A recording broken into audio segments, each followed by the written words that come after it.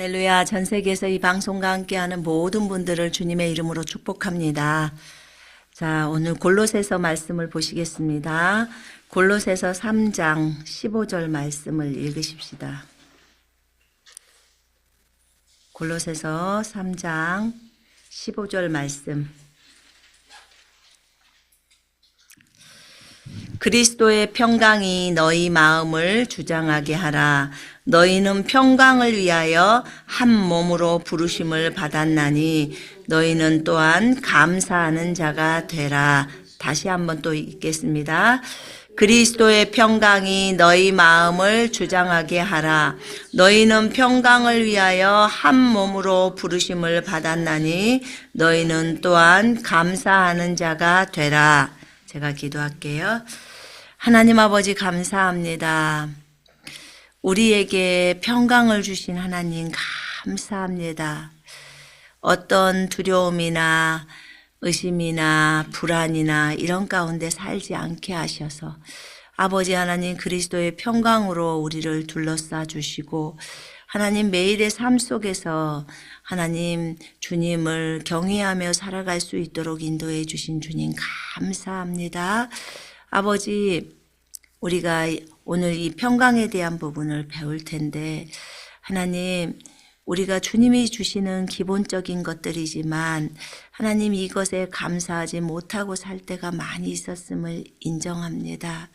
사랑하는 주님, 오늘 이것을 배우면서 하나님의 말씀 앞으로 나오기를 원하고 그 말씀을 따라 걷기를 원합니다. 주님 우리에게 빛을 비춰주시고 계시를 주시옵소서. 주님 감사를 드리옵고 예수님 이름으로 기도합니다. 아멘. 자, 여기 오늘 말씀에 제가 가지고 온 것은 킹제임스 성경하고 또 개역 성경하고 조금 인용을 원류면 성경을 조금 하겠습니다. 골로새서 3장 15절에서 오늘 우리가 살펴볼 단어는 평강이라는 단어입니다. 평강 또는 중국말로 평안이라고도 말하죠. 원류면 성경에는 이렇게 적어져 있습니다. 메시아의 샬롬이 평강이죠. 메시아의 샬롬이 여러분의 마음을 끊임없이 다스리게 하고 그 안에서 메시아의 그 평강 안에서 여러분은 한 몸으로 하나의 몸으로 부름을 받았으므로 계속 감사해야 합니다. 이렇게 나와 있어요. 그리고 그 16절에 보니까 메시아의 말씀이 끊임없이 여러분 가운데 풍성하게 거해야 합니다. 여기서 지금 메시아의 말씀이 끊임없이 여러분 가운데 풍성하게 거해야 한다는 거예요. 이 말씀이 지혜가 되어져서 사람들을 가르치고 하라고 하는 거죠. 근데 이제 여기서 보니까 끊임없이라는 우리 그 단어가 여기에는 되어 있더라고요. 원유면 성경은 유대인의 관점에서 쓴 성경이잖아요. 근데 끊임없이라는 단어가 우리 개역 성경에는 없어요. 그래서 거기다 추가를 좀 시켜 놓으세요. 끊임없이. 그럼 굉장히 달라져요, 이게.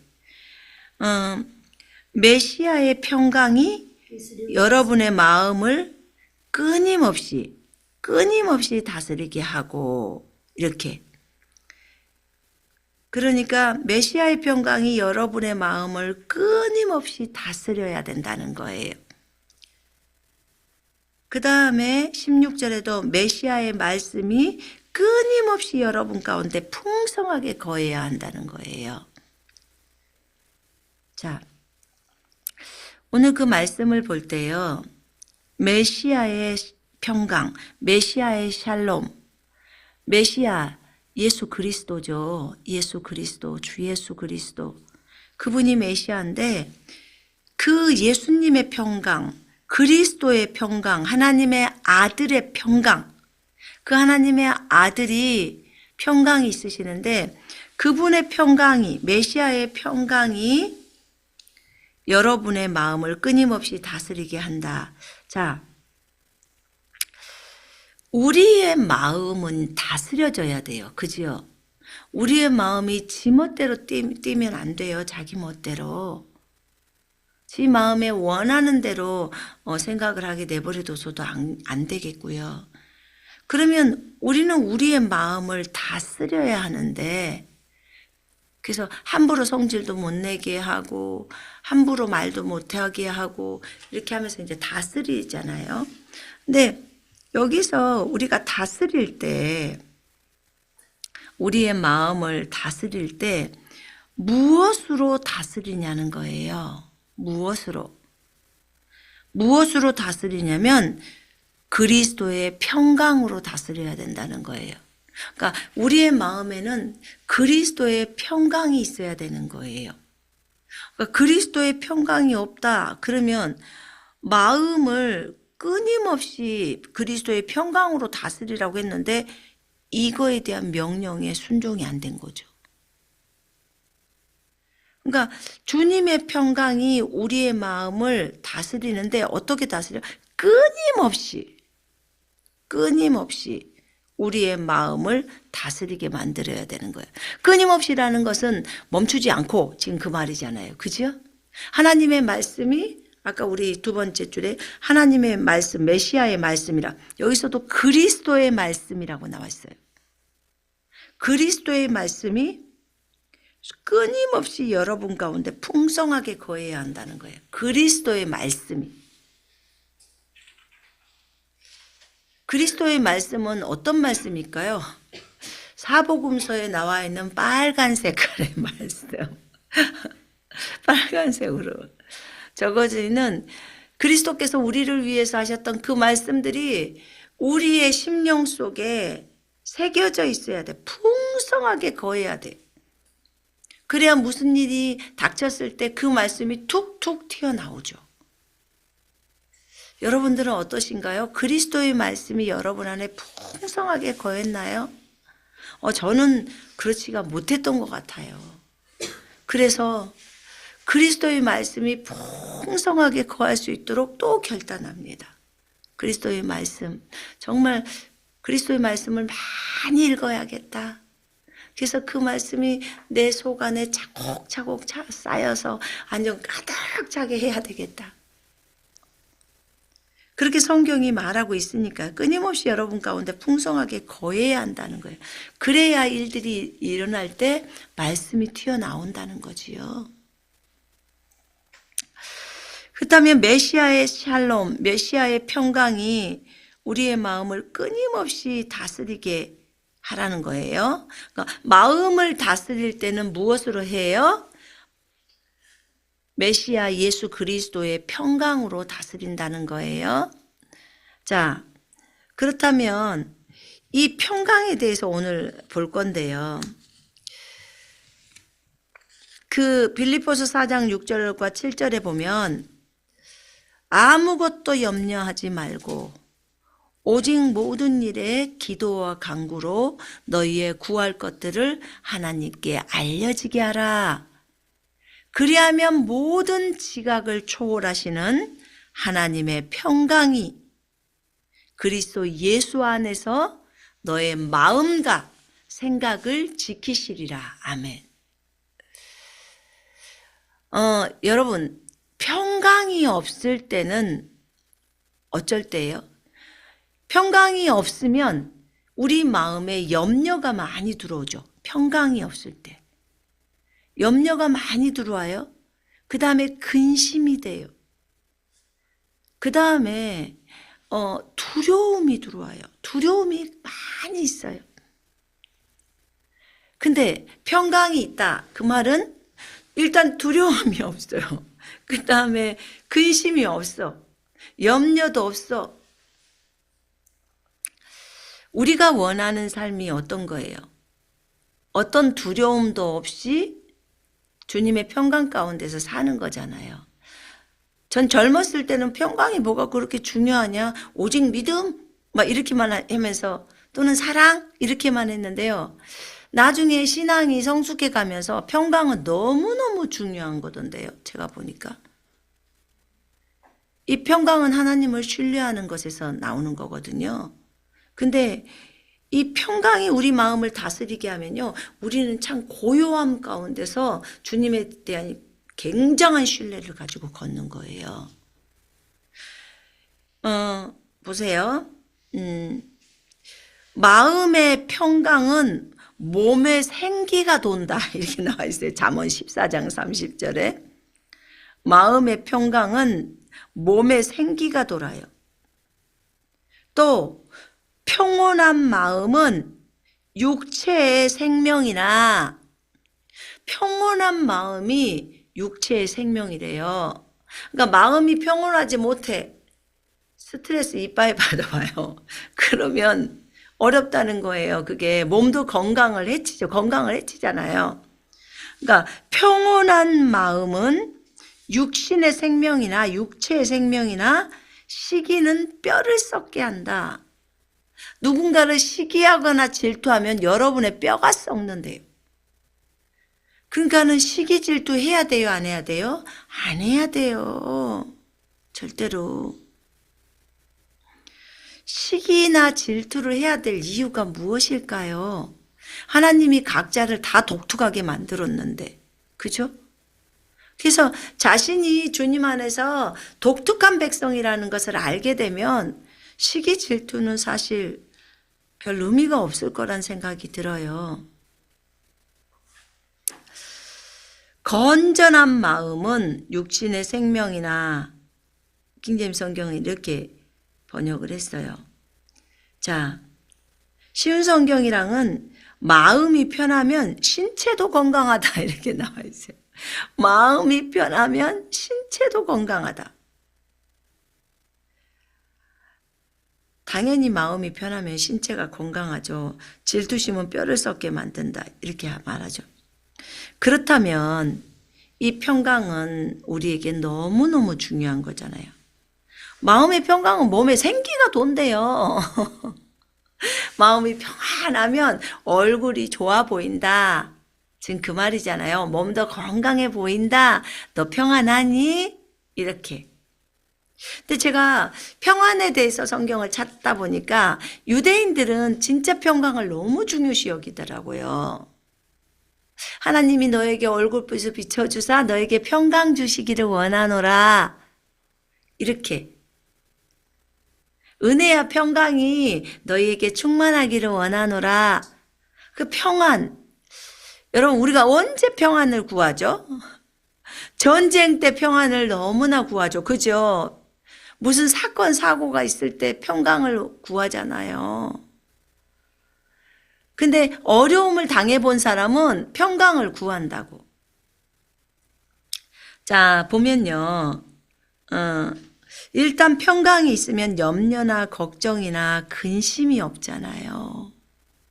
여러분 염려나 걱정이나 근심 가운데 사는 사람 보면은 얼굴에 수심이 가득한 사람이에요. 근데 참 안타깝죠. 그런 사람들이. 근데 여러분 평강이라는 것은요. 평강의 근원을 알아야 돼요. 어떻게 우리에게 평강이 오게 됐지? 우리는 어떻게 이렇게 평안한가? 마음이 너무 평안하다. 내게 강 같은 평화 이런 말을 하죠. 평안이나 평강이나 평안이나 다 같은 말들이에요. 그런데 우리가 평강을 받을 수 있는 근원이 뭐냐면 이사야서 53장 5절에 보면요. 이런 말이 있어요. 주님이 징계를 받음으로 너희가 평강을 누리고 예수님이 우리를 때문에 징계를 받으셨어요. 그죠? 그가 채찍에 맞음으로 너희가 나음을 얻었나니 이러잖아요.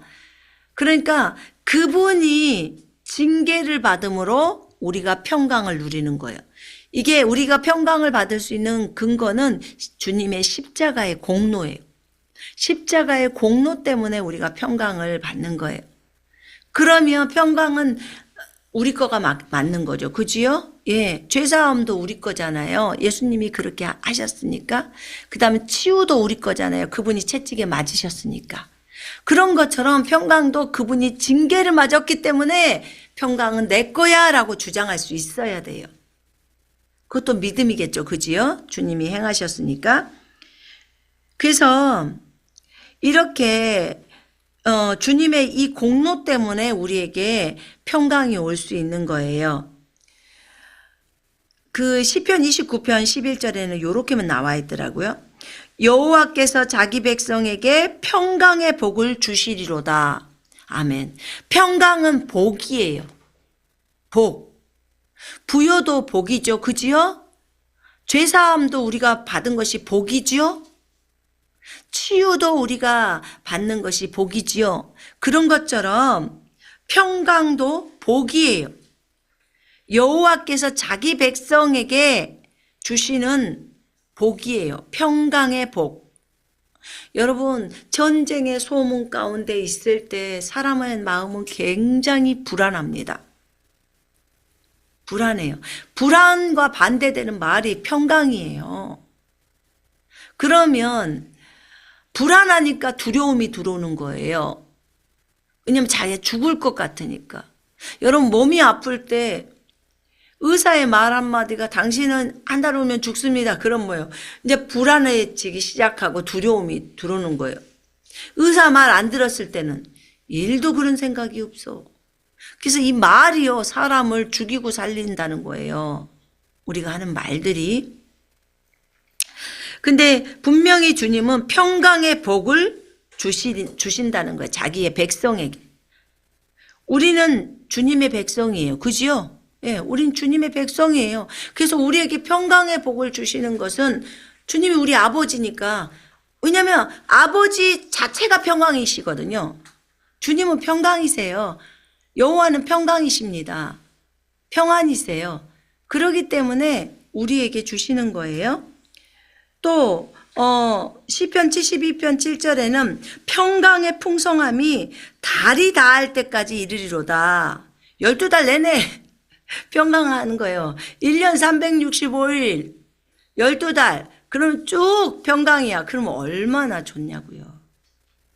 마음의 평강을 유지할 수 있는 것은요, 굉장히 중요한 거예요, 우리한테.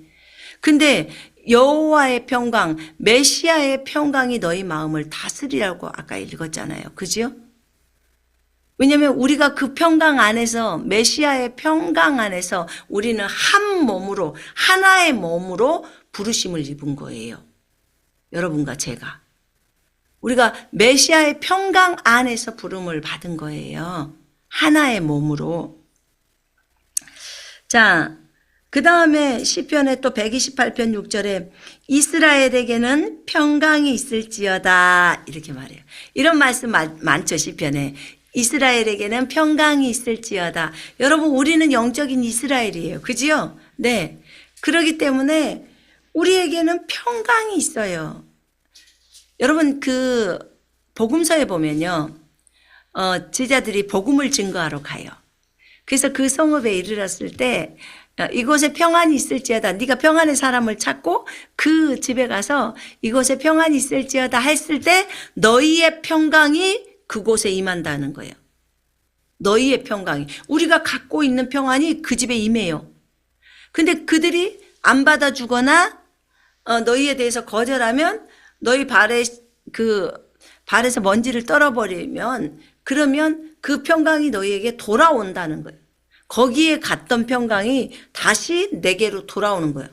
우와, 평강은 나갔다가도 또 들어왔다고도 다 되는구나. 왜냐하면 기름 부음이잖아요. 평강도. 그래서 평강이 우리에게 머물러 있고 우리가 다시 돌아오라고 하면 평강은 다시 돌아오고 또 나가기도 하고 이 집에 내가 가지고 있는 평강이 임할지어다. 예수님의 평강이 임할지어다 하면 평강이 나가서 그 사람에게 머무는 거예요. 그러면 평강이 임한다는 말은 무슨 말이에요? 보호가 된다는 소리잖아요. 보호가. 자, 이렇게 주님의 평강에 대해서 성경은 얘기를 많이 하시더라고요. 근데 이 평강의 근원이 아까 예수님의 십자가의 공로로 인해서 그 평강이 우리에게 올 수 있다고 했어요. 그지요? 주님이 징계를 맞았기 때문에 우리가 그 평강을 누리고 이렇게 나왔으니까 평강을 얻고 또는 평강을 누리고. 그러면 우리 안에 있는 평강이 아주 많아지거나 우리 안에 있는 평강이 아주 적은 것은 이건 주님의 책임이 아니에요. 그거는 우리의 책임이에요. 자, 똑같아요. 우리가 치유를 받을 때도 주님이 채찍에 맞음으로 우리가 나음을 입었어요. 그럼 치유를 받을 때 믿음이 필요한데 믿음이 많거나 믿음이 작거나 이것은 주님께 문제가 있는 게 아니라 우리한테 문제가 있었던 거예요. 그럼 오늘 우리가 볼 것은 평강이 많은 게 좋아요? 적은 게 좋아요? 많은 게 좋죠. 평강이 많을 때 우리는 정말 불안이나 그런 것들이 없잖아요. 두려움도 없고. 그래서 우리 안에 예수님의 평강을 지금 얘기하는 거예요. 우리 안에 메시아의 평강이 아주 많기를 원하는데 그것은 이제 우리의 책임에 있다는 거죠. 그러면 평강을 더하는 방법을 우리가 알아야 될 것 같아요. 어떻게 하면 그러면 우리 안에 많은 평강을 가질 수 있을까? 어떻게 하면 우리가 평강이 더 많이 더해질까? 이것을 우리가 좀 보십시다. 그래서 우리가 그것을 이제 옮겨야 되겠죠. 실제 삶 속에서. 그래서 그 평강이 많은 상태로 삶을 살아가야 되지 않을까요? 자, 거기에 보면 잠언을 한번 펼쳐봐요. 잠언 3장에.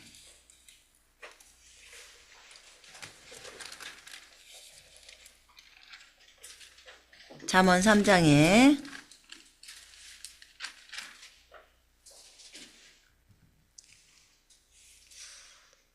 잠언 3장에 보면 3장 1절과 2절을 보잖아요.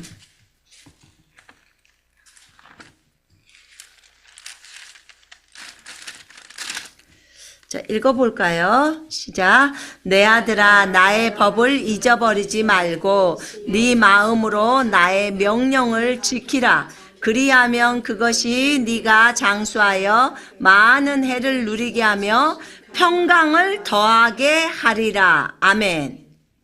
분명히 여기 성경에서는 평강을 더하게 한대요.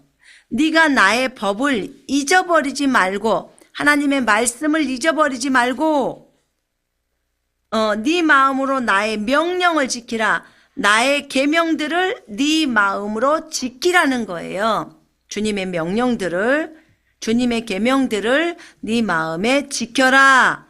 또는 간직해라. 그 말씀을 새겨라. 또는 그 말씀을 행동해라. 지금 이 말이에요. 그러면 네가 하나님의 말씀을 딱 잊지 말고 그 명령을 지키면 그 말씀들이 네 날들을 길게 해줄 거야. 장수한다. 지금 그 말이에요. 오래 산다. 그러니까 오래 사는 사람은요, 하나님의 말씀을 잘 지키는 사람이에요. 그래서 오래 살고 그 다음에 평강을 더하게 하리라. 화평을 너에게 더하리라. 이렇게 말합니다. 평강이 더해진다는 거예요. 평강이 더 많아진다는 거예요. 어쩔 때요? 하나님의 말씀을 잊지 않고 그 말씀을 지킬 때.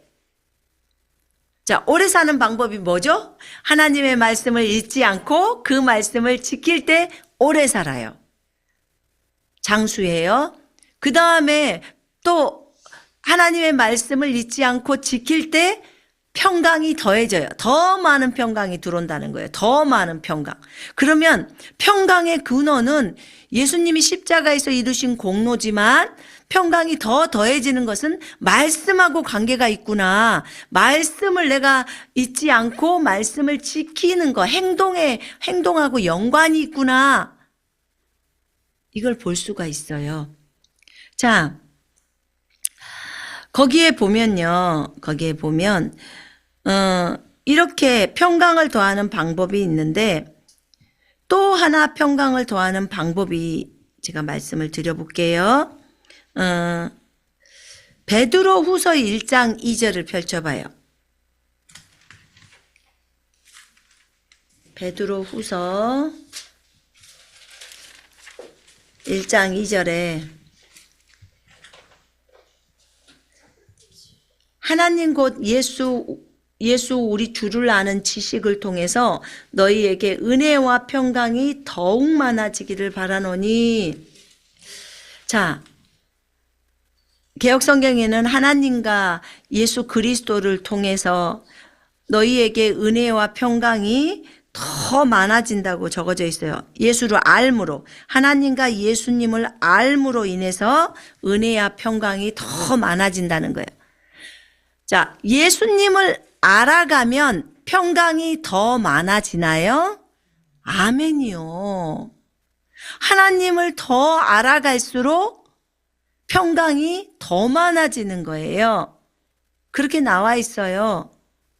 그러면 우리가 그분이 누구신지, 예수 우리 주를 아는 지식, 그분을 알 때 우리에게는 평강이 더욱 많아진다는, 더욱 많아져요.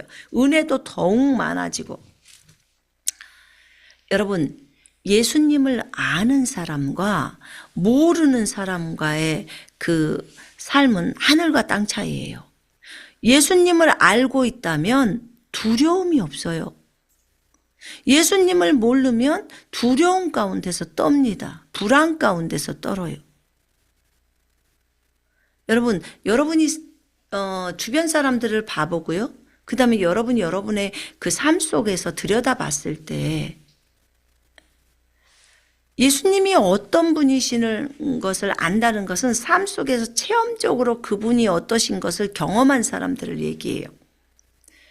그러면 단순히 지식적으로 주님은 이런 분이래, 우리의 기도를 들어주는 분이래, 이렇게 아는 것과 실질적으로 삶 속에서 주님이 우리의 기도를 들어주셔서 우리의 삶 속에서 기적과 표적이 나타나면서 하나님의 살아계심을 눈으로 목도하는 사람과의 그 차이는 심하죠. 그죠? 직접 알게 되니까. 그럼 하나님에 대한 신뢰도가 깊을까요? 안 깊을까요? 그런 경험을 하는 사람은. 아주 깊죠. 아주 깊어요. 그래서 주님을 안다고 표현할 때는 실질적으로 내가 삶 속에서 경험적으로 알아지는 거예요. 그런 사람은 평강이 깊을 수밖에 없어요. 왠 줄 아세요? 거기 아까 잠언 3장에서 볼 때요. 거기 한 5절 봐봐요. 자, 거기 보면 내 마음을 다하여 주를 신뢰하고 네 자신의 명철을 의지하지 마라. 네 모든 길들에서 그를 인정하라. 그리하면 그가 내 길들을 지도하시리라. 네 마음을 다하여 주를 신뢰하라고 그랬어요. 그죠? 네 마음을 다하여 주를 신뢰해라. 마음을 다한다는 것은 무슨 말이에요? 자, 마음이 있는데요. 그 안에 마음 안에 마음을 다하는 것은 마음이 100%예요. 100%. 그 마음 100%로 주님을 신뢰하라는 거야. 그러니까 1%도 1도 의심이나 불신이 없는 상태를 마음을 다한다고 말하는 거예요. 전심, 중국말로 전심이라고 그러죠. 그래서 마음을 다해서 주를 신뢰하고 이렇게 나왔어요. 네 마음을 다해서 주님을 신뢰하래. 그러면 주님이 네 길들을 지도해 주신다는 거예요. 그렇게 말씀을 하고 있습니다. 자, 마음을 다해서 주를 신뢰함. 마음에 1도 의심이 없는 사람. 그 사람을 뭐라고 하냐면 하나님에 대한 신뢰가 강하다고 표현을 하는 거예요. 자, 평강이 많은 사람과 평강이 작은 사람의 평강이 많은 사람은 염려, 걱정, 근심이나 두려움이 없어요. 불안도 없어요. 평강이 많은 사람, 마음에 평강이 많은 사람.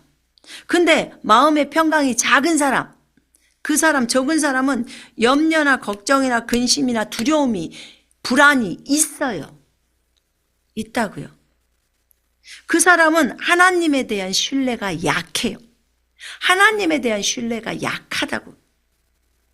각 구원받은 사람하고 신앙생활을 구원받고 나서 열심히 달려오면서 신앙생활을 20년을 주님과 교제하면서 왔던 사람하고 갭은 엄청난 차이가 있어 버려요. 하나님에 대한 신뢰도가. 그 영적 성숙의 차이가 많이 있는 거죠. 근데 평강이 많은 사람은요, 하나님에 대한 신뢰가 굉장히 강해요. 그리고 그 신뢰도가 아주 견고해요. 견고합니다. 그걸 뭐라고 표현하냐면 믿음, 이렇게 표현해요. 믿음. 자, 아까 방금 우리가 읽었던 것이 마음을 다하여 주를 신뢰하라고 했어요. 그거는 마음에 1도 의심이 없는 상태인 거예요. 마음을 다해서 주를 신뢰해라. 그렇게 한 거죠. 거기 잠언 14장 26절에 보면요. 거기 14장 26절에 보면 이런 말이 있어요. 주를 두려워하는 것에는 견고한 신뢰가 있으니 그의 자녀들에게는 피난처가 있으리라. 자, 주를 두려워하는 것에는 주님을 경외한다, 두려워한다 같은 말이에요. 경외, 주님을 경외한다 그 말에는 공경하고 두려워한다 그 말이에요. 경외가 두려워할 외자를 쓰잖아요. 주님을 공경하고 주님을 너무너무 공경하면서 주님을 너무너무 두려워하는 거예요. 그래서 악에서 떠나는 거예요. 왜냐하면 주님이 다 들여다보고 있으니까. 그래서 주님을 두려워하는 것에는, 주님을 경외하는 것에는 견고한 신뢰가 있대요. 그러면 주님을 경외하는 자는 견고한 신뢰, 아주 강한 믿음이 있다는 거예요. 그의 자녀들에게는 피난처가 있으리라. 주님을 두려워하는 것은 사망의 덫에서 벗어나게 하는 생명의 셈이니라. 자, 요 부분에 있어서 제가 새 번역으로 보면요. 주님을 경외하면 강한 믿음이 생기고 이렇게 적어져 있어요. 강한 믿음이, 전 정말 강한 믿음을 원해요. 정말 하나님에 대해서 강한 믿음을 원해요. 그러면 어떻게 해야 돼요? 주를 경외해야 돼요. 주를 경외하면 강한 믿음이 생긴다잖아요. 생긴다고 해요. 강한 믿음이. 강한 믿음을 갖고 싶으신 분들은 주를 두려워해야 돼요. 주를 두려워해야 돼요. 주를 경외하면, 주를 두려워하면 강한 믿음이 생겨버려. 그 강한 믿음을 견고한 신뢰라고 해요. 견고하다. 자, 바위를 견고하다고 표현해요. 흔들림이 없다. 지금 그 말이에요. 견고하다. 저 사람은 믿음이 진짜 견고하다. 어디 흔들림이 없네. 좌로나 우로 치우침이 없네. 아니, 저런 상황 속에서도 저런 믿음을 지킬 수가 있단 말이야. 네, 견고하니까. 왜요? 하나님이 지키고 계시니까. 하나님이 보호해 주시니까. 하나님에 대한 신뢰가 너무 커버리는 거예요. 그런 사람들은요, 말씀에 대한 신뢰가 엄청 커요. 한 말씀을 믿더라도 그것에 대해서 확고하게 믿어버리는 거예요. 주님은 하시는 모든 일이 옳으셔. 하나님께서는 말씀하신 대로 항상 이루어 주셔. 자신이 약속한 것은 항상 지키셔. 요렇게 알려주는 거예요. 그러면 이렇게 주를 경외하면 강한 믿음이 생긴다고 했으니까 강한 믿음을 얻는 방법은 주를 두려워하는 거예요. 주를 두려워하는 거. 주를 두려워하면 강한 믿음이 생겨요. 결국은 평강이라는 것은 하나님에 대한 신뢰예요. 강한 믿음이라는 것도 하나님에 대한 신뢰가 있기 때문에 믿음이 강해지는 거예요. 자, 엄청 어려운 상황이에요. 어려운 상황인데 하나님께서 나에게 이 필요들을 다 채우실 거야 약속해 주셨어. 그리고 흔들림 없이 기다리고 있는 거예요. 그럼 뭐예요?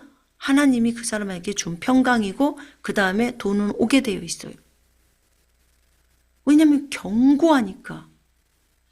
말씀에 그렇게 적어져 있으니까. 자, 이렇게 평강이 많은 경우와 평강이 작은 경우가 다 우리들에게 달려 있다는 거예요. 우리들에게 달려 있기 때문에 정말 강한 믿음, 그러면 평강이 많은 상태를 유지하려고 했을 때 우리가 예수 그리스도를 아는 것은 너무 중요하는구나. 그분이 어떤 분이신지를 알아야 하고 그 다음에 우리가 하나님의 그 말씀을 지켜야 하고, 지킨다는 건 뭐예요? 그 말씀대로 걸어간다는 거죠. 딱 붙들고. 그러죠? 그렇게 죽으면 죽으리라 딱 각오를 하는 거예요. 에스더처럼.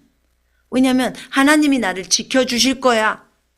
풀무불에 다니엘의 세 친구가 들어갈 때 우리 하나님께서 우리를 지켜주실 것입니다. 만약에 그렇지 아니할지라도 우리는 왕의 동상에 그거 우상에게 절할 수 없습니다. 이렇게 다 가잖아요. 굉장히 믿음이 견고한 거예요. 그러니까 다니엘도 사자굴에 들어갈 때요. 거기 보면 믿음이 견고했다고 나와요. 근데 다니엘도 하나님에 대한 신뢰가 있기 때문에 사자굴에 딱 들어갔을 때 그 사자가 뭐 다른 사자인가요? 똑같은 사자였지. 그러니까 잡아먹으려고 으르렁거리는 사자지만 주님께서 천사를 통해서 딱 못하도록 입을 막게 만들었죠. 사자 입을. 그래서 사자가 온순하게 있다가 이제 다니엘은 다시 풀려나고 이제 다니엘을 모함했던 그 사람들을 집어넣으니까 그냥 와서 그냥 뼈까지 다 뜯어버리잖아요. 그래서 이렇게 하나님의 말씀에 대한 신뢰거든요. 하나님 말씀에 대한 신뢰. 그럼 하나님 말씀에 대한 신뢰가 있으려면 그 전에 하나님이 누구신지를 알아야 되는 거예요. 그래서 우리가 하나님과 예수님을 알므로 은혜와 평강이 더 많이 더해지는 거예요. 이렇게. 그 다음에 히브리서 12장 11절에 그런 말씀이 있어요. 한번 보세요.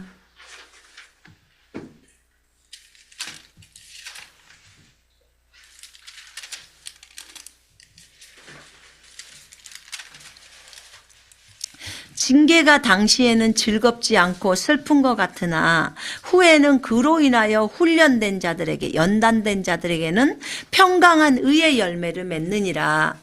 화평한 의의 열매를 맺는다는 거예요. 징계를 받고요. 징계를 받고 훈련이 됐어. 연단이 됐어. 그런 사람에게는요. 평강한 의의 열매를 맺는 거예요. 평강의 열매가 맺어져요. 참 놀랍죠. 그러면 이것이 복이 된 거예요. 그러니까 징계가 왔을 때 무조건 그 징계 싫어 하고만 있는 게 아니라 그래요 주님 제가 잘못해서 받은 징계예요. 그렇지만 하나님께서 합력해서 선을 이루어 주실 것을 저는 믿어요. 라고 하면서 저는 하나님 이 부분에 있어서 제가 훈련되어지기를 원합니다 하면서 받아들여지면 평강한 의의 열매가 맺어지는 거예요. 그래서 평강이 열매로 맺어져요. 성령의 9가지 열매 가운데 평강이 있어요, 없어요? 있어요. 성령의 열매 안에 평강이 들어가 있어요. 그러면 평강의 열매는 또 성령께서 맺으시는 열매죠. 그죠? 근데 성령께서 있는 거예요. 성령께 있지만 실질적으로 그 열매는 가지에서 맺어지는 거예요. 포도나무에서 열매가 맺는다고 하지만 포도나무의 어느 부분에서 가지 부분에서 열매가 맺어지는 거예요. 포도나무 자체는 예수님이시고 가지는 우리라고 하잖아요. 그러면 성령의 9가지 열매도 성령님이 가지고 계신 이 열매가 어디에 맺혀져야 되냐면 우리가 가지이기 때문에 우리에게 평강이라는 열매가 맺혀져야 돼요. 근데 어떤 것을 통해서 히브리서 12장 11절에는 맺어진다고 하는 건가요?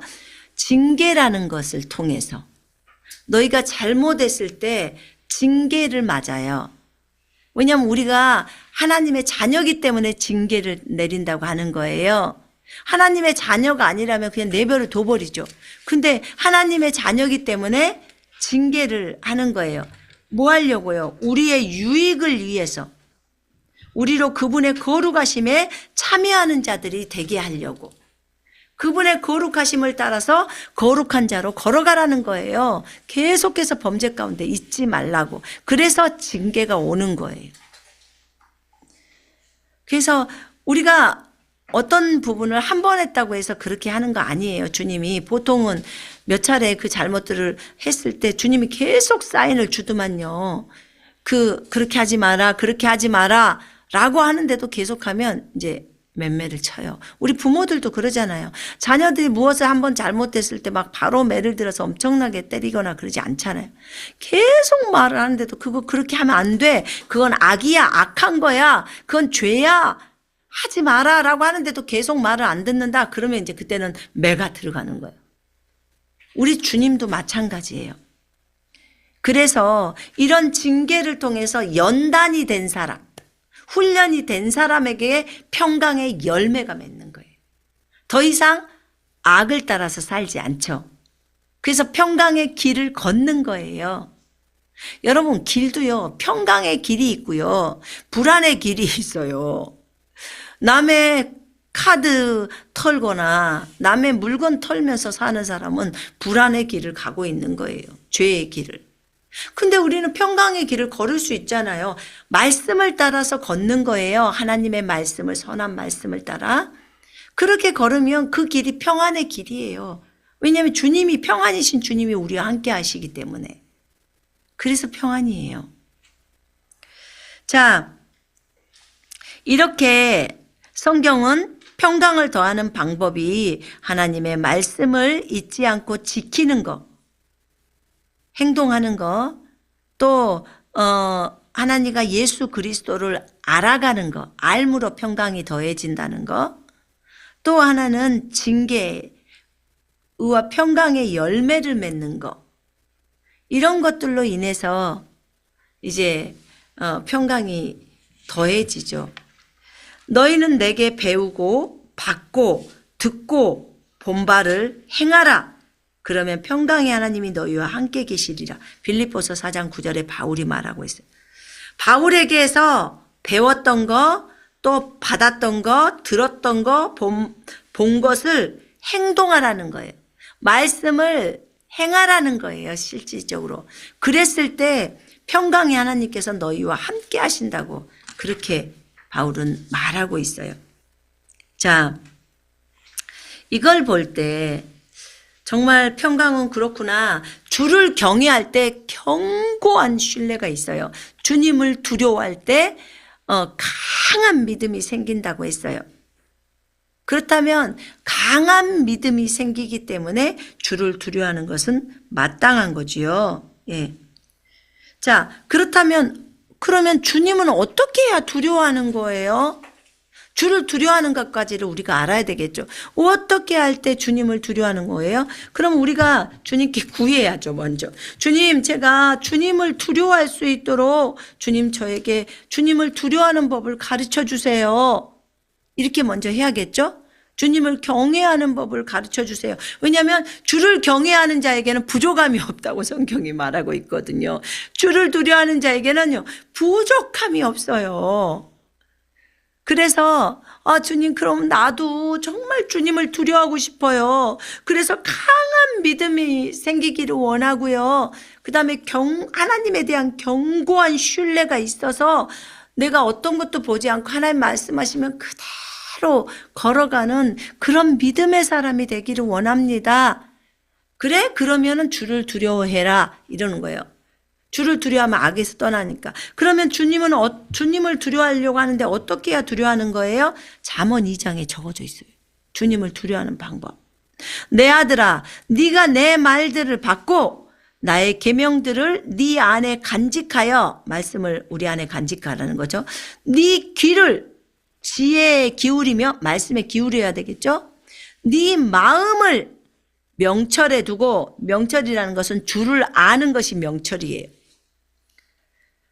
그러면 지혜는 말씀이시고, 그죠? 예수님이시고, 명철은 주를 아는 것이 명철이라고 했죠. 주님에 대한 또 지식들이죠. 그러니까 귀를 지혜에 기울이고 하나님의 말씀에 기울이고 이 마음을 하나님을 아는 것에 두라는 거예요. 결국 말씀을 통해서 또 주님을 알잖아요. 그렇게 두고 정녕 네가 지식을 구하려고 막 소리를 지르며 명철을 위하여 네 목소리를 높이고, 주님, 나는 정말 주님을 아는 지식을 원합니다. 주님이 어떤 분이신지 나에게 좀 알려주세요. 나 정말 알고 싶어요. 주님 어떤 분이세요? 제가 이렇게 주님에 대해서 알고 싶어 할 때 주님은 어떤 분이세요? 라고 그렇게 많이 질문을 했어요. 그랬을 때 주님이 나는 말씀이야. 나는 살아있는 말씀이야. 라고 알려주셨어요. 태초에 말씀이 계시니라. 이 말씀이 하나님과 함께 계셨으니 이 말씀은 곧 하나님이시니라. 이 말씀이 하나님이야. 네가 보고 있는 성경, 이 말씀, 내 말이 하나님이야.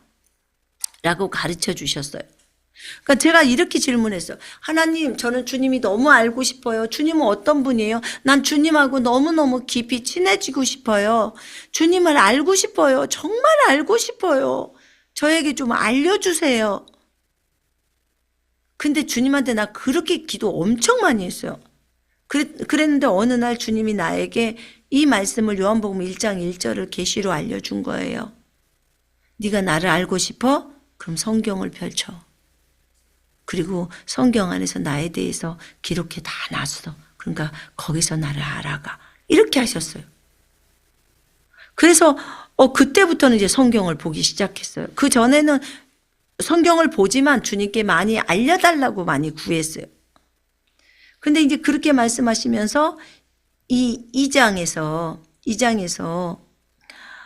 정녕 네가 지식을 구하려고 소리 지르고 명철을 위하여 네 목소리를 높이고 은을 구하듯이 지식을 구하고 숨겨진 보물들을 찾듯이 명철을 찾는다면 네가 주의 두려움을 깨달을 것이요 하나님의 지식을 발견하리니 주께서 지혜를 주시고 그의 입에서 지식과 명철이 나오느니라.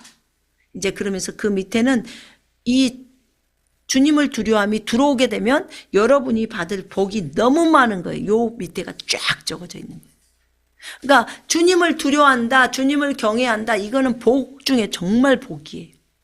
정말 복이거든요. 예수님도 아버지를 경외하셨으니까. 그래서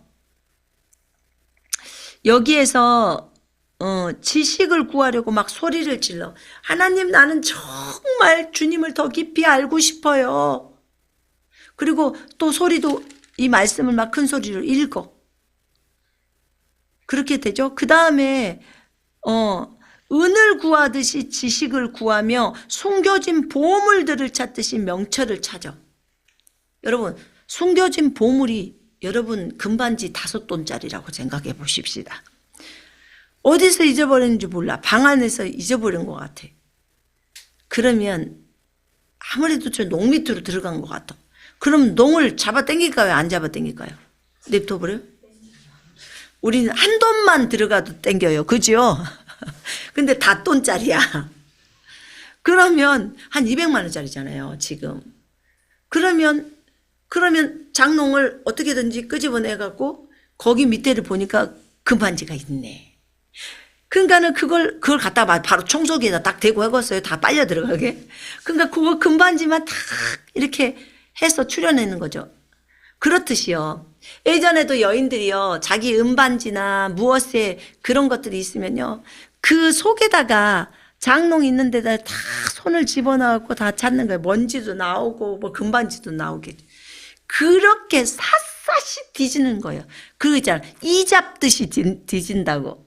그러니까 아주 세밀하게 그 귀중한 결혼 반지를 찾으려고 그렇게 소중하게 다루는 거예요. 집안 곳곳을 다 뒤져요. 여러분, 지갑 찾다가 집안 곳곳 뒤져본 적이 있어요? 어디다 놔뒀는지 몰라갖고 핸드폰 찾느라고 집에 이 옷 저 옷 다 뒤지잖아요. 그런 거. 근데 요즘은 이제 머리가 좋아져갖고 전화 한 통화를 딱 핸드폰에다 걸어주라 그래. 그러면 어디서 울리면 얼른 가서 찾잖아요. 근데 반지는 못 울려. 그러니까 어떻게든지 빗자루로 밑에를 바닥을 이렇게 해본다든지 뭐 휴지나 그 다음에 다른 종이를 집어넣어서 장롱 밑에를 해본다든지 어떻게든지 뭐가 하나 걸리면 그거라도 빼서 찾으려고 왜냐? 너무 소중하니까. 너무 소중하니까. 지금 똑같아요.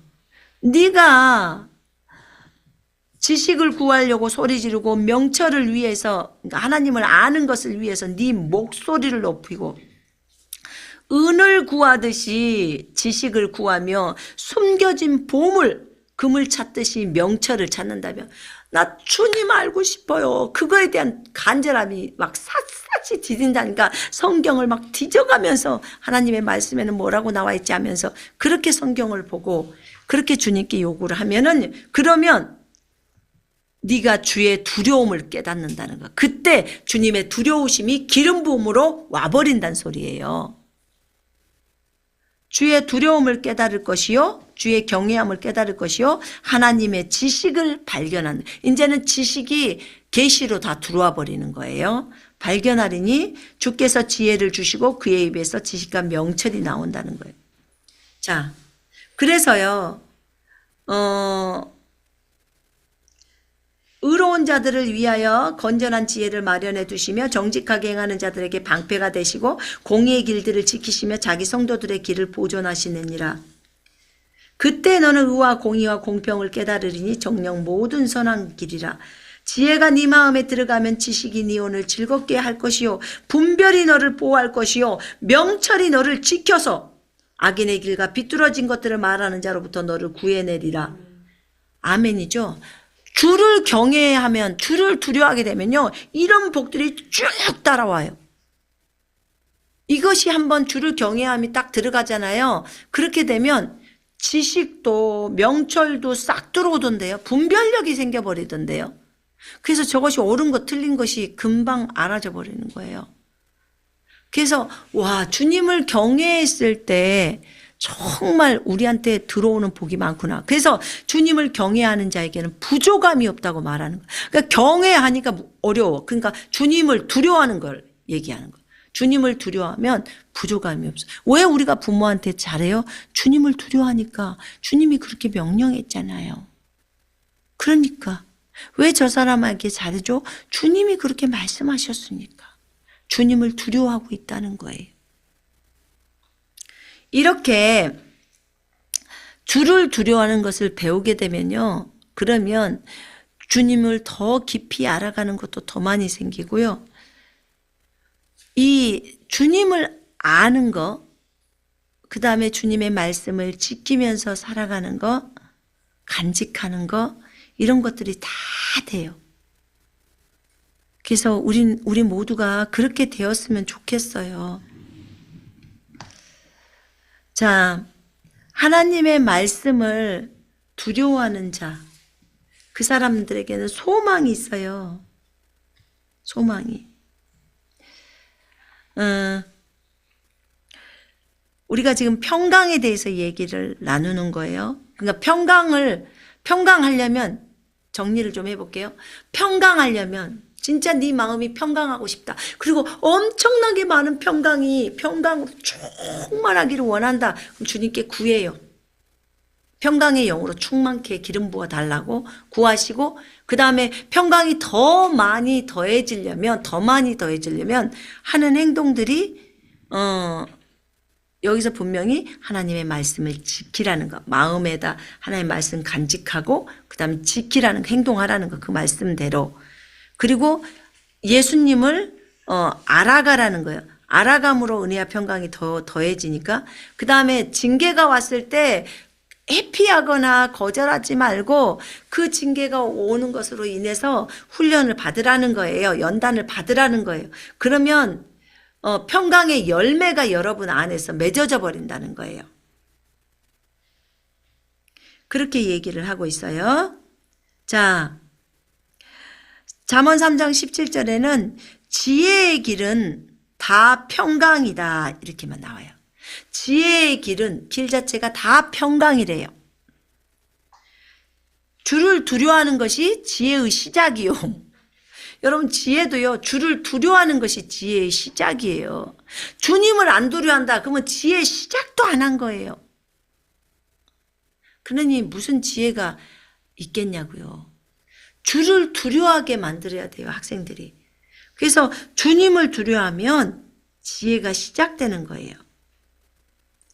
자, 왜냐면 지혜 자체가 예수 그리스도이시니까 말씀을 따라가면 다 평강이에요, 여러분. 예수님이 평강의 왕인 줄은 아시죠? 예. 의의 왕, 평강의 왕. 이사야서 9장 6절과 7절에 그 정사요 평강의 더함이 무궁하며, 그러니까 예수님에게는요, 정사와 평강, 그러니까 이 평강의 더함이, 평강이 더해지는 것이 무궁하다는 거예요. 끝이 없다는 거예요. 예수님에게는. 자, 그 다음에 이사야 26장 3절에 보니까 주께서 심지가 견고한 자를, 심지가 견고하다는 말은 이 마음이 아주 견고하다는 거예요. 말씀 때문에. 주께서 심지가 견고한 자를 평강하고 평강하도록 지키시리니 이는 그가 주를 신뢰함이니라. 그러니까 심지가 견고한 사람에게 하나님이 평강에 평강을 더해 주신다는 거예요. 왜 그렇게 해줄까요? 주를 신뢰하기 때문이에요. 자, 그리고 이사야 57장 21절에 보니까 악인에게는 평강이 없다 이렇게 적어져 있어요. 악인에게는 평강이 없어요. 네. 악인은 악한 짓을 저지르니까 오히려 하나님의 공포가 임하죠. 그럴 거예요. 평강이 없어요. 자, 예수님도요, 평강 얘기를 하셨어요. 예수님도 요한복음 20장 26절에서 그런 말씀하세요. 제자들에게. 너희에게 평강이 있을지어다. 그리고 문 안으로, 문 통과해서 들어오셔놓고 너희에게 평강이 있을지어다. 이렇게 하잖아요. 그죠? 예. 예수님도 평강을 많이 말씀하셨어요. 평강이 너무 중요하기 때문에. 자, 그 다음에 제자들도 평강을 말했어요. 로마서에 보니까 바울도 로마에서 하나님의 사랑을 받고 또 성도로 부르심을 받은 모든 자들에게 하나님 우리 아버지와 주 예수 그리스도로부터 은혜와 평강이 있기를 원하노라 이렇게 나와 있어요. 그러면 여기에서 예수님의 제자들도 평강을 얘기했던 거예요. 예수님하고 똑같이. 그러면 제자의 제자들이잖아. 우리가 쭉 밑으로 내려오다 보면. 그러면 우리들도 평강을 말하는 게 당연하지 않겠어요? 여러분이 인사할 때 샬롬 하고 인사하죠. 샬롬 또는 샬롬 샬롬 뭐 샬롬 3번도 하고. 그래서 워낙에 이스라엘 갔더니 평강 샬롬으로 그렇게 인사 많이 하잖아요. 그러니까는 샬롬이 너무 중요하기 때문에 이분들은 아는 거예요. 샬롬이라는 것은 스트레스가 없는 걸 말하는 거잖아요. 스트레스가 모든 만병의 근원이니까. 그래서 평강의 하나님께서 너희를 인도하고 지켜주신다는 거죠. 자, 이렇게 은혜와 평강이 있기를 원한다고 제자들은 말했어요. 또 로마서 2장 10절에는 선을 행하는 각 사람에게는 영광과 존귀와 평강이 있으리니 이렇게 나와요. 무엇을 하는 사람? 선을 행하는 사람. 여러분들이 선을 행해서 다른 사람을 위해서 밥을 해준다거나 다른 사람을 위해서 물건을 준다거나 다른 사람을 위해서 기도를 해준다거나 다 선한 행동이죠. 그러면 그렇게 선을 행하는 각 사람에게는 영광과 존귀와 평강이 있으리라. 아멘. 영광이 있고 존귀가 있고 평강이 있다는 거예요. 선을 행하는 사람에게. 자, 로마서 14장 17절에는 하나님의 나라는 오직 성령 안에 있는 의와 평강과 희락이다. 하나님의 나라가요, 성령 안에 있는 의와 평강과 희락이. 하나님 나라에는 평강이 있네요. 그지요? 하나님의 나라는 의가 있네요. 하나님의 나라에는 희락, 기쁨이 있네요. 그래서 성령 안에 이런 것들이 다 있다는 거예요. 자, 로마서 15장 13절에도 평강의 하나님에 대해서 나왔고요. 빌립보서 4장 9절에도 나와 있고, 그렇게 그 바울을 통해서 배우고 받고 듣고 본바를 행동하면 평강의 하나님이 너희와 함께 계신다는 거예요. 자, 이렇게 평강은 우리에게 중요합니다. 이제 우리도 우리에게 있는 평강이 저쪽 사람에게도 갈 수가 있고 또 우리에게 다시 돌아올 수도 있다고 아까 마태복음에서 말했어요. 마태복음 10장에 나와요. 제자들을 파송할 때 있었던 일이니까. 그러면 우리는 어떨까요? 우리도 이제 오늘부터 평강을 잘 사용해야 되겠죠. 그죠? 그 다음에 평강을 전달해 줘야 되겠죠. 그 사람에게 전이 좀 시켜줘야 되지 않을까요? 그 사람이 평안할 수 있도록. 막 불안해하는 사람에게는 이 시간에 내가 가지고 있는 이 평강을 저분에게 전달합니다. 이렇게 해도 돼요. 예수 그리스도 이름으로 평강을 너희에게 주노라. 그러면 이제 그 사람이 거절하면 그 평강이 다시 너에게 온다. 이렇게. 그러면 우리가 평강을 줄 수 있다는 소리죠? 그러면 여러분 가족 중에 누가 평강하지 못하면 여러분이 그것을 전이시켜 주세요. 이렇게 손잡고 잠깐 기도를 한다든지 터치를 해준다든지 하면서 예수님의 평강이 자매님에게 있을지어다 또는 가족 식구들 누구에게 있을지어다. 이렇게 하면 되잖아요. 주님의 평강. 자, 거기 데살로니가 후서 3장 16절을 한번 펼쳐봐요.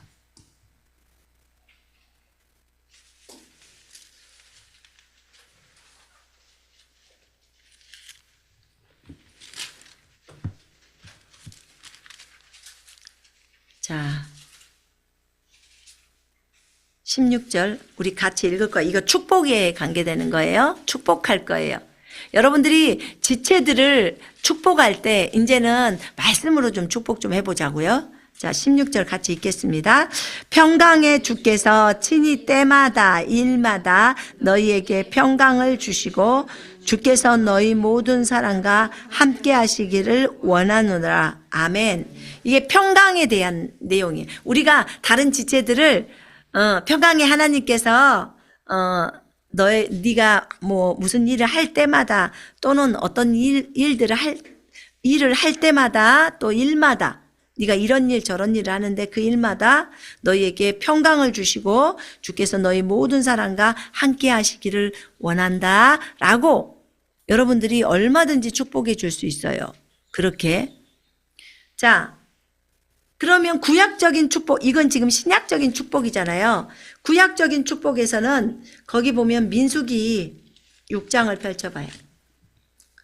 6장에 26절에 보면 자,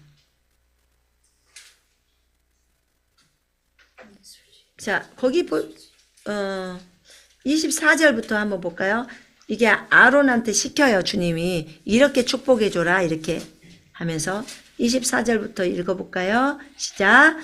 여호와는 내게 복을 주시고 너를 지키시기를 원하며 여호와는 그의 얼굴을 내게 비추사 은혜 부시기를 원하며 여호와는 그 얼굴을 너에게로 향하여 드사 평강 주시기를 원하노라 할지니라. 그들은 이같이 내 이름으로 이스라엘 자손에게 축복할지니 내가 그들에게 복을 주리라. 그들이 이렇게 축복하면 주님께서 복을 주시겠대요. 그지요? 그러면 이제 여러분도 이렇게 축복해야 되겠죠? 여호와는 그 얼굴을 너에게로 향하여 드사 평강 주시기를 원하노라 할지니라. 그러면 주님이 주신대요. 이렇게도 해도 되겠죠? 당신에게 예수님의 평강이 또는 메시아의 평강이 충만하기를 원합니다. 이렇게 하면 되겠죠. 그죠? 당신에게 예수님의 얼굴이 충만하기를 원합니다. 또는 당신에게 예수님의 평강으로 충만해지기를 원합니다. 뭐 얼마든지 이런 거 저런 거 또는 당신이 하는 일마다 당신이 무슨 일을 하든 또는 어떤 시간이든 예수님의 평강이 당신에게 충만하기를 원합니다. 얼마나 기쁜지요. 우리가 중국에서 복음을 전할 때요. 공원에서 이런 노래를 불렀어. 我今天为你祝福，耶和华必天天看顾。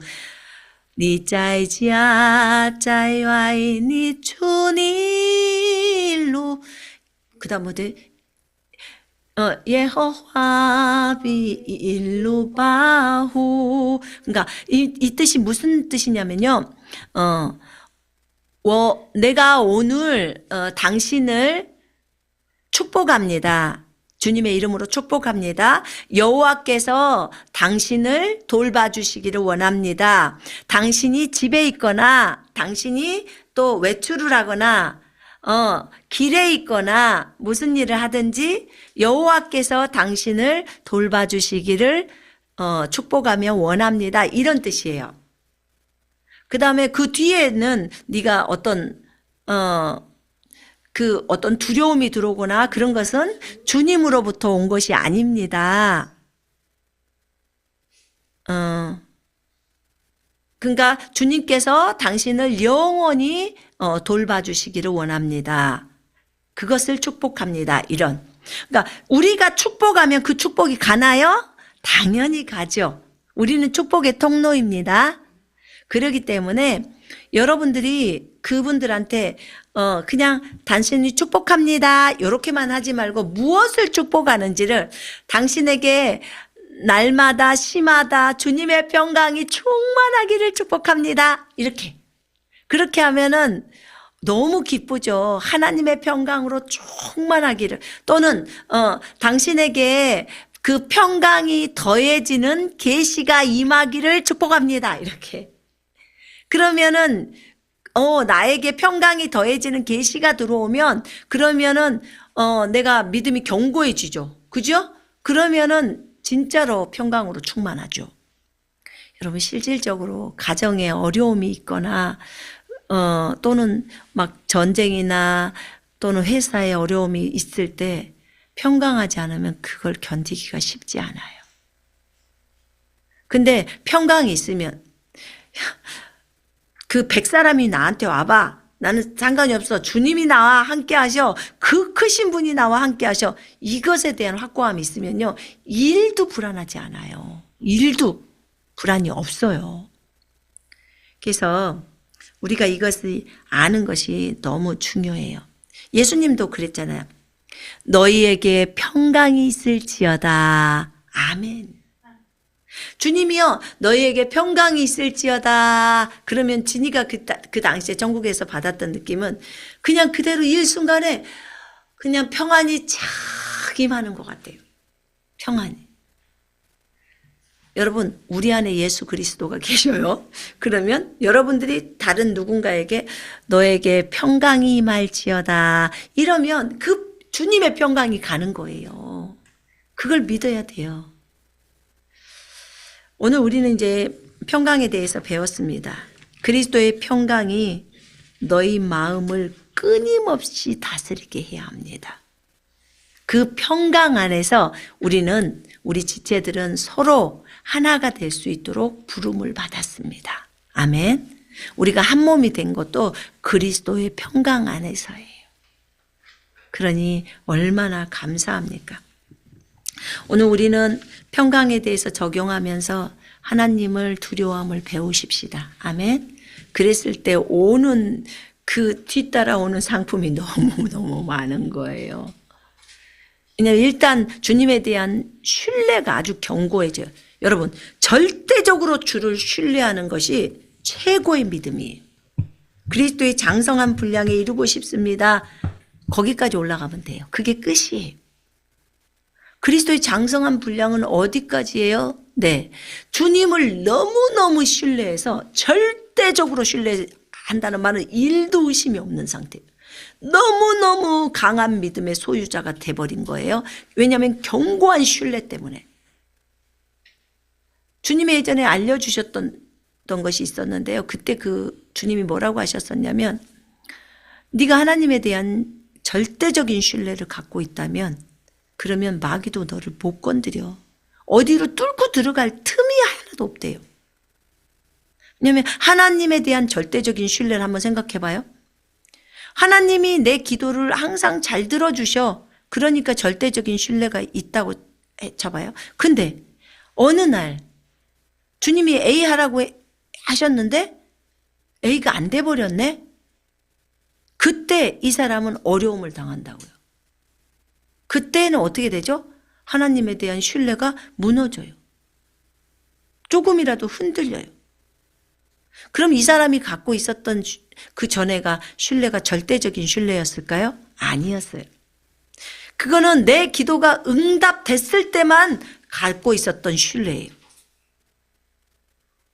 근데 여러분, 항상 결혼 생활에서 기쁨만 있는 건 아니에요. 슬픔도 있고 고통도 있고 그런 과정 속에서 남편을 더 신뢰하고 남편도 믿어주고 사랑해주고 하는 것을 배우면서 우리가 성장해 가잖아요.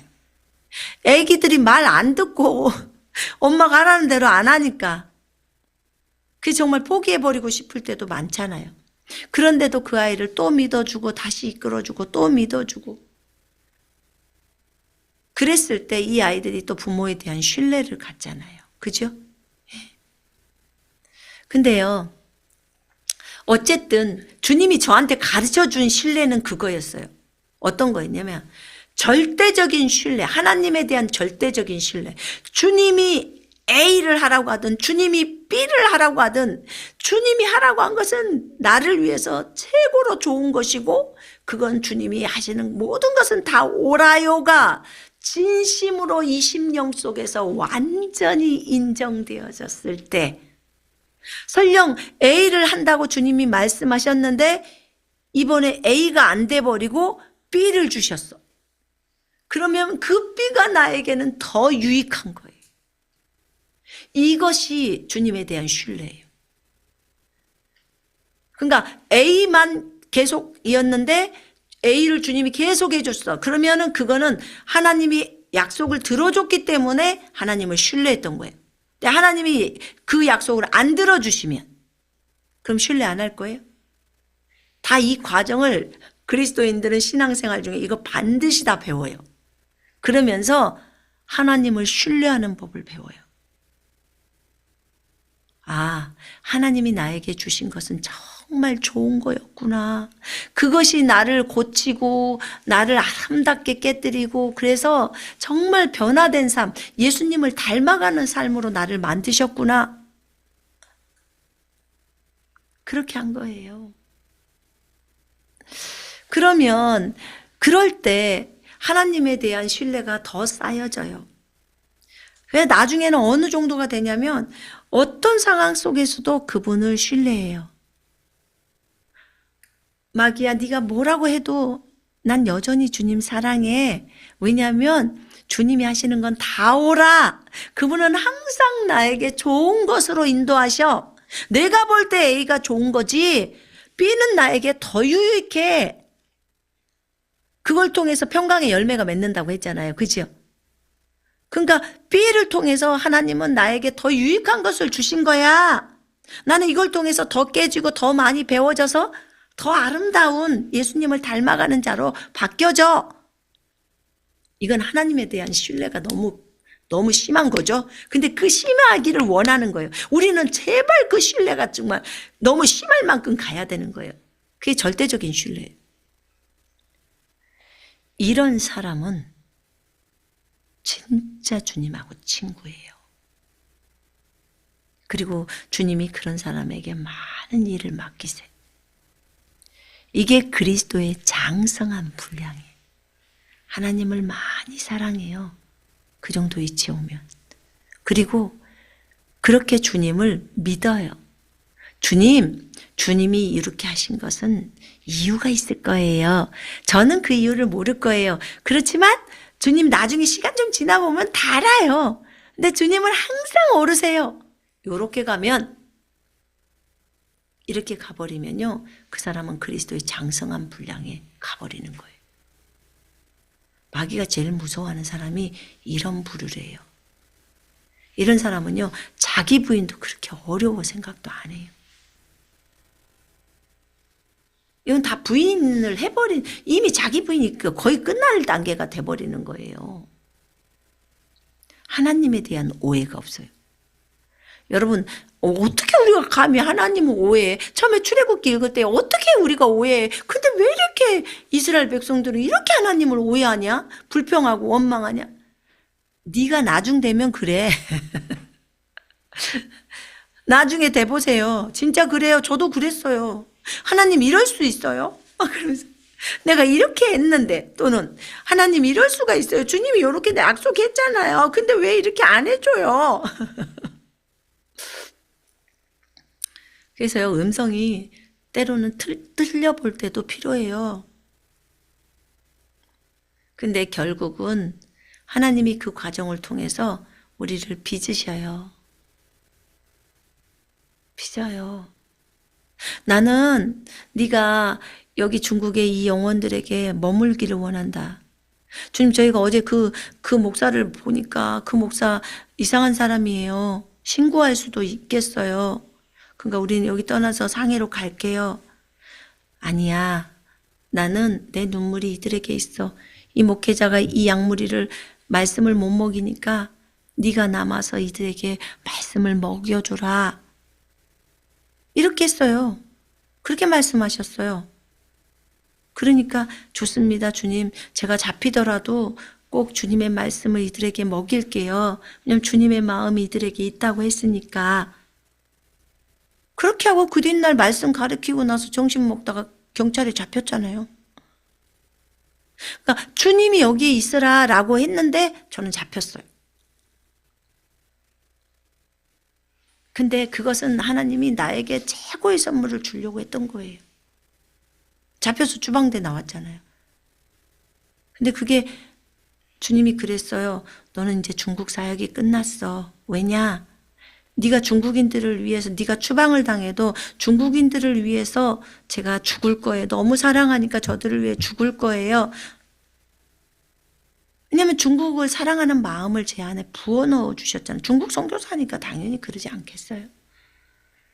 또 어디 다른 나라 인도 선교사면 인도 영혼들을 위해서 죽겠다고 그렇게 그 마음을 넣어주죠. 한국 사람들을, 조선 사람들을 위해서 죽겠다고 해서 캐나다 선교사들, 미국 선교사들이 이 땅에 와서 죽었잖아요. 우리한테 성경 주고